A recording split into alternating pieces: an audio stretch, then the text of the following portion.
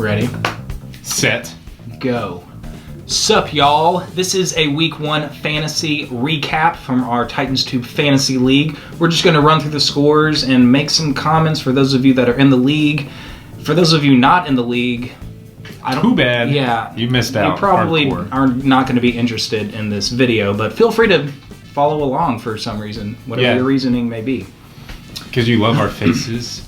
We'll just start with me. Like, why start with anyone else?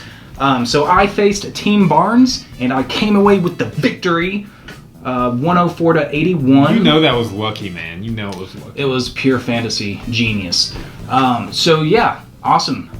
David Johnson scored me 20. Amari Cooper got me 17. Those were my big scores. You didn't even want David Johnson. You suck. Oh yeah, well I might regret that. Like this week, I am very happy. For Team Barnes, man.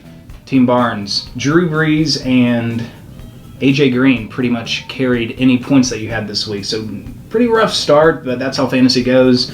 But man, dude, keep up with your players and what is going on with them, because Jamal Charles was ruled inactive for Sunday and he was still in your lineup. So yeah, just pay attention to that kind of stuff. Very questionable move by you. Yeah, probably not going to score a lot of points when your players are hurt. Anyways, I played Carmel McNasty, aka my boy Nico, and Nico beat me down. Well done.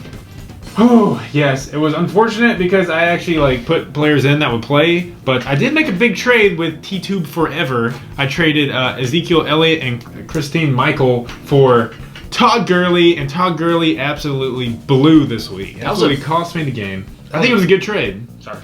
But I lost. Carmel, you brought it. You're lucky that CJ Anderson crushed it on Thursday night. He was your top scorer. But don't worry. I'm just kind of like the Titans. Lose week 1, I'm going to come back strong next week. We'll see about that. That was a huge, big-time trade that you guys made. The top players. It really was. Thank you for doing that trade, because I think it'll benefit me in the long run, hopefully. Yeah, well, we'll see about that. That's what I thought, anyways. Moving on here to Pensacola Cavaliers versus Team Rainwater. Pensacola Cavaliers came away with a big victory here, but again, with the paying attention to the players that you have and if they're going to be in the lineup that game, you had Le'Veon Bell starting, who was suspended for the first 3 games, I think. Yeah. So yeah, take that guy out of your lineup so you can put someone in there that can get you points. We're not telling you how to play, though. Yeah, we're not. Up to you. Yeah, if you want to. He won and I lost, so I can't really say anything about his team. Yeah. You know? Also, same thing for Rob Gronkowski. He was ruled out before the game started, so I'm actually terrified of Pensacola Cavaliers because he scored 111 points without Rob Gronkowski or Le'Veon Bell. How did he even get Le'Veon Bell and Rob Gronkowski? The auto draft just cheated us. Okay, and then for Team Rainwater, not a bad showing, 103 points. So yeah, the Cavaliers over the Rainwaters. Okay, anyways, next we have the California Camisado. Nice. I think that's Spanish. And then Team Eddie. This was a close one with California Camisado coming away 98.6 to 93.1. So maybe one of the closest games we had. But Camisado, man, Brandon Cooks really led your team with that 98-yard touchdown reception. So keep him hot. But Team Eddie has a pretty good team too. Carlos Hyde put up a lot of points, but just not enough points. Close though. Good try, guys. Good try. Moving on to Team Massengale versus T-Tube Forever. Who T-Tube Forever has the best team name, in my opinion. So you should get bonus points for that. Yeah. T-Tube Forever. 30. We'll spot you 30 points every game. Just kidding. Anyway, for this game, a low-scoring affair. I guess a defensive struggle, you could say. But Team Massengale with the win, 89.9 to 78.2.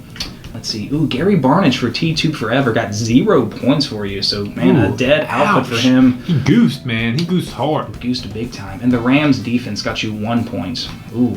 They were supposed to have a strong defense this year, and against the Niners? Yeah. That's unfortunate. Blaine Gabbert would throw some pick sixes, but no, he did the opposite. Absolutely not. Yes. All right. Yeah. Well, last game we had Team Wilson taking down Alshon Joffrey by a pretty decent score, 114.3 to 97.7. Wasn't too close.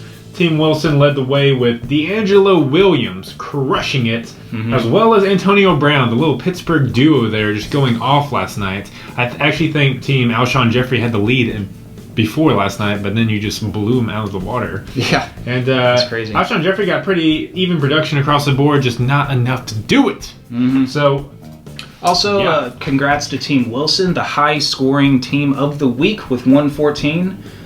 So yeah, that was a pretty good week one. Yeah. Yes, and for next week, I believe we have a matchup going on here. I'm facing you. Yeah. So, dude, it hasn't started yet.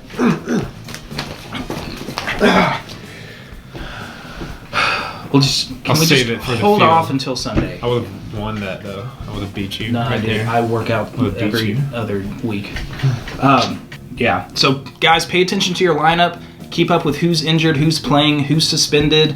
Put in players that are, gonna be playing. And come on, talk some trash, guys. Yeah. Get this thing hyped up. Nico, I see you talking trash to me. He's probably and that's talking cool. trash right now. That's cool because you beat me, and I can't say anything to you. But Love you, Nico. I Good can job. talk trash to you now. You suck. Oh, hey, stiff arm, dude. Watch the stiff arm.